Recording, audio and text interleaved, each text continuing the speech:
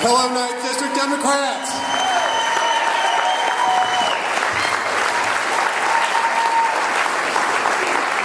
I can't tell you how great it feels to be back at another Acres of Democrats event, and thank you so much for inviting me. Hey, Charneil, let's give Charneil another big round of applause. She is doing a great job as state party chair. I see her campaigning all over the state. Thank you. And let me say, you know, not only did Charneil do a great job crisscrossing the state, campaigning for the ticket and for our candidates, but she needs reinforcement in the House of Delegates too. So work as hard as you possibly can for James Harder and Mike Abraham. They're going to be great delegates, and we need to start adding to those numbers. We may not get to a majority this year in the House, but we got to start eating away at that lead, and they're the ones who can start doing it. And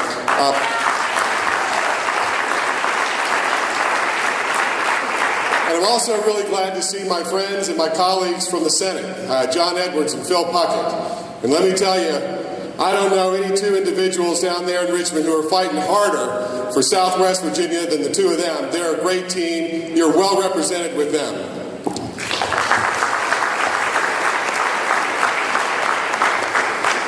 So it's great to be back in Southwest Virginia, and it's great to see many of you again. But there are a few of you who I met for the first time today. So I thought what I would do before I get into too much of the campaign is just tell you a little bit more about my background and where I came from. So my family on my mother's side is from down the road in East Tennessee. I was born in Johnson City.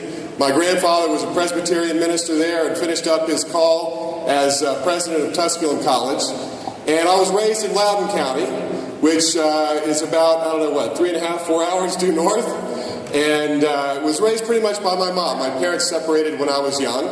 And worked hard at school and was going to go to college. We didn't have a whole lot of money. And it was tough on my mom.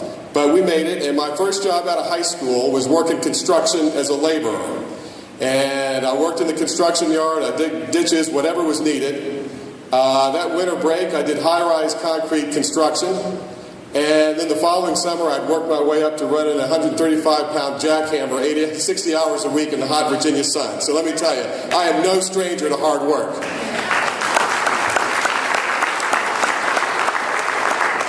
But with jobs like that, working as a laborer, working in some restaurants, with some student loans and a Pell Grant, I made it through college at UVA. A few years later, I earned my law degree from the University of Richmond. And I did very well there at Richmond. Finished near the top of my class, senior editor of the Law Review. I had a lot of great opportunities.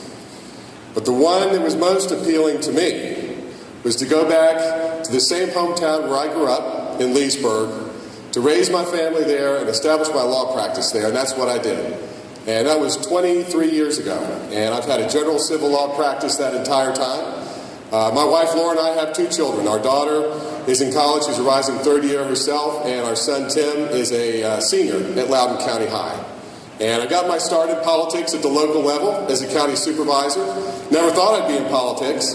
But one of the lessons that my mother drilled into me as a kid when I was growing up was, if you see a problem out in your community, you've got a responsibility to try to do something about it and try and fix it. And those of you who know a little bit about Loudoun County, when I was growing up, it was very rural. But it's now one of the most fastest growing counties in America. And our county government was really slow in getting around to building the schools and the infrastructure for a growing suburban county. So the way I got involved to try to turn that around was to run for county supervisor. And I ran against a 6-term incumbent Republican mayor who had never lost a race before. And to everyone's shock and surprise, I won. And a few years after that, I ran for the Senate in 2006. And I was reelected in 2007 and 2011. And as a senator, the things I worked on were things that really mattered a lot to the people I represented and to the whole state. Things like transportation and economic development and public safety. And a few things in public safety, for example. I worked hard to strengthen our laws against sexual and domestic violence. And I worked hard to get some new laws passed to protect seniors from financial fraud and other kinds of abuse. And then when designer drugs like bath salts and spice came into Virginia, I mean, it took over like wildfire. And our children and young adults across the state were getting their hands on them. And I'm telling you, some of the most heart-wrenching stories I heard from parents who told me about their son or their daughter who were engaged in high school, active in sports, and then got their hands on these drugs, and it just devastated their lives. And after that, I heard those stories. I worked with the parents. I worked with the medical community. I worked with law enforcement, and we got new laws passed to take those drugs off of the shelves of convenience stores, out of the hands of our kids, to protect them and their safety. And that's the kind of state senator I've been. That's the kind of attorney general that I'm going to be. Someone who is pragmatic, responsible, and focused on problem solving.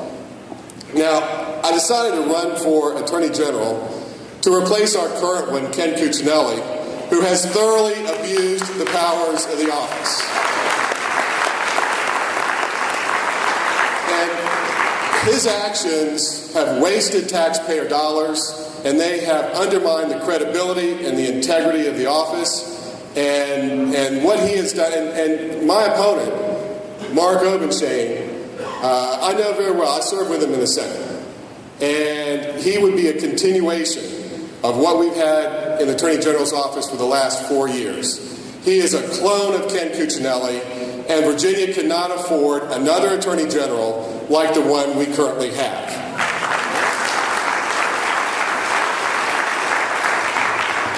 I'm running for Attorney General to take that kind of politics out of the office, and I'll put the law first.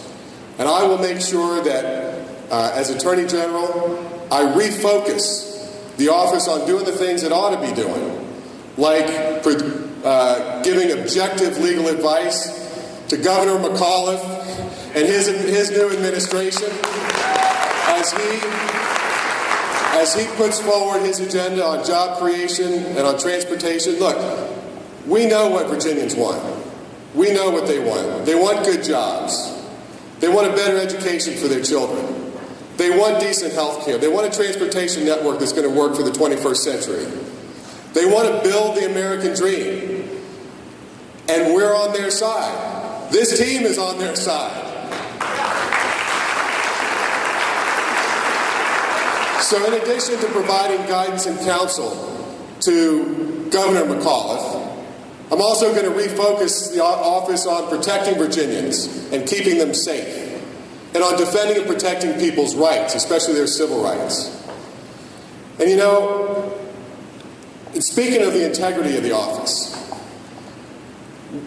what Bob McDonnell and Ken Cuccinelli have done with this gift scandal has been another tarnish and blemish on our proud Commonwealth.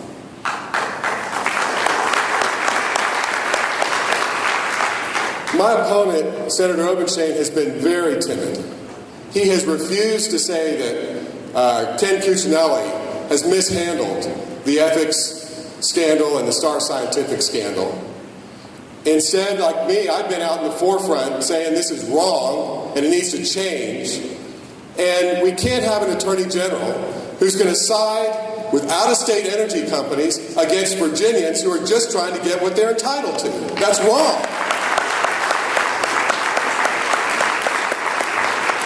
So I'm going to restore ethics to the office of Attorney General. And when I'm Attorney General, I'm going to tell you, side with out-of-state energy companies against Virginians will not be an option. Now, I need your help.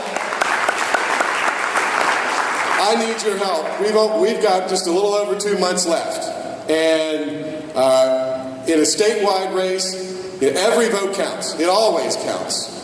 And I need your help getting all those votes out.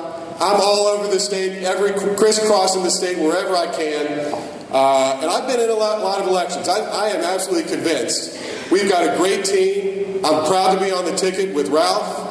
I'm proud to be on the ticket with Terry. We've got the right vision for the Commonwealth. But look, my name's been on the ballot a lot of times. I've been involved in a lot of elections. And what really makes the difference is that person to person, neighbor to neighbor, voter to voter contact, and that's where you come in. I really need your help. We need your help. We can do it. I feel like we are going to have a sweep this year, and thank you so much for all of your help and your support, and I'll see you on the campaign trail.